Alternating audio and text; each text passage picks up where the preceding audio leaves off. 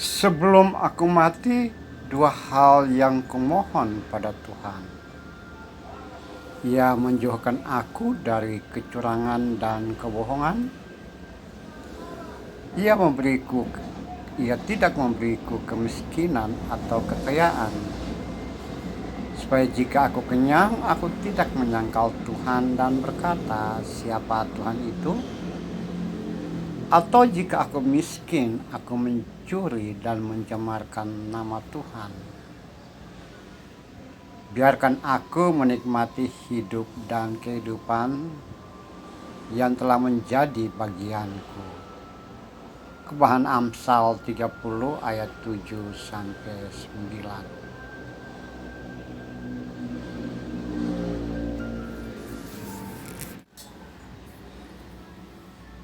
Yang di depan tadi saya gubah dari bagian ini. Dua hal yang aku mohon kepadamu, kepada Tuhan, jangan kau tolak sebelum aku mati, yakni jangan memberikan kepadaku kecurangan dan kebohongan, jangan berikan kemiskinan atau kekayaan, supaya jika aku kenyang, aku tidak menyangkal Tuhan, dan jika aku miskin, aku tidak mencemarkan, mempermalukan nama Tuhan. Saudara-saudara, dalam kemanusiaan masih dalam renungan bersama ungkapan kata-kata bijak dari Agur bin Yake, seseorang yang dekat dengan Raja Salomo atau Nabi Sulaiman dalam warisan iman Islam. Agaknya Yake mengungkapkan kata-kata bijak ini hasil dari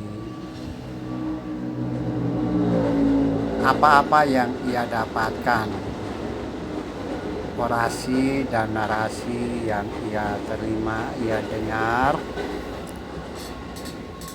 dalam hidup dan kehidupan keseharian.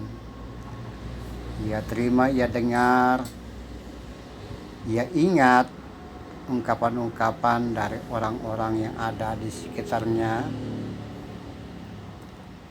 orang-orang dalam komunitas, atau orang-orang yang memang mempunyai hubungan pribadi dengan Tuhan yang begitu dekat, sehingga mengungkapkan isi hatinya kepada Tuhan, bahkan seakan-akan memaksa Tuhan agar mengiyakan,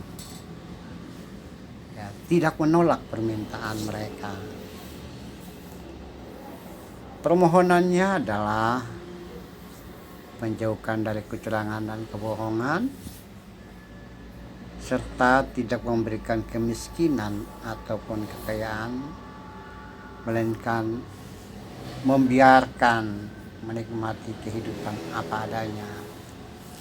Alasannya sederhana, jangan sampai ketika berkelebihan, kenyang, kemudian menyangkal Tuhan, atau jika kekurangan, miskin, tidak bisa berbuat apa-apa, malah mempermalukan nama Tuhan.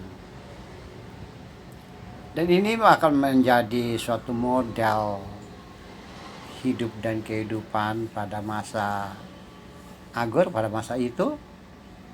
Dan orang-orang yang seperti ini, dia lebih tenang hidupnya,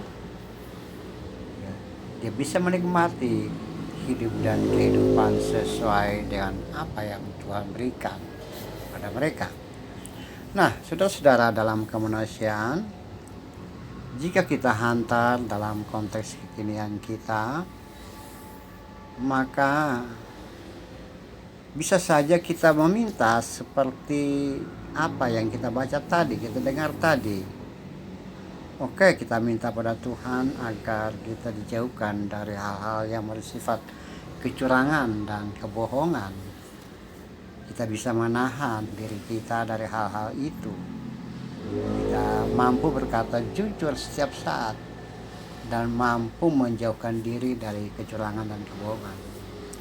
Dan yang kedua, apakah kita juga bisa berkata, Tuhan, jangan memberikan aku kekayaan, biarkan aku menikmati apa yang menjadi hidup, apa yang ada padaku sesuai dengan apa yang Tuhan berikan padaku, menikmati kehidupan apa adanya.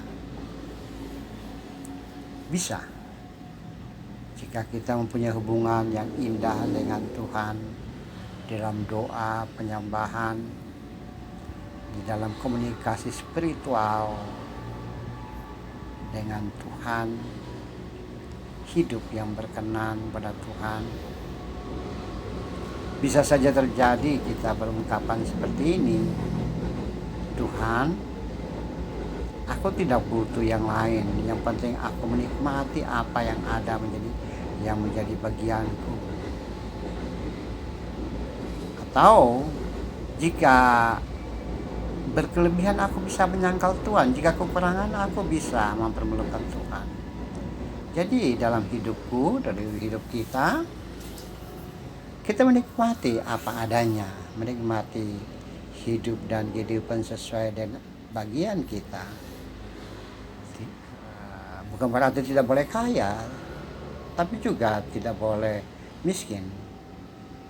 Ya, apa adanya, berkecukupan, sehingga kita lebih mementingkan hidup dalam kebersamaan dengan sesama, tidak pernah curang dengan sesama, tidak pernah bohong dengan sesama, dan juga kita menikmati kehidupan yang baik, sejahtera, damai dengan sesama kita. Mari kita aminkan kata-kata bijak dari Agor ini sebagai gaya hidup kita, menikmati hidup dan kehidupan sesuai dengan apa yang ada pada kita, tidak berlebihan dan juga tidak kekurangan, namun berkecukupan.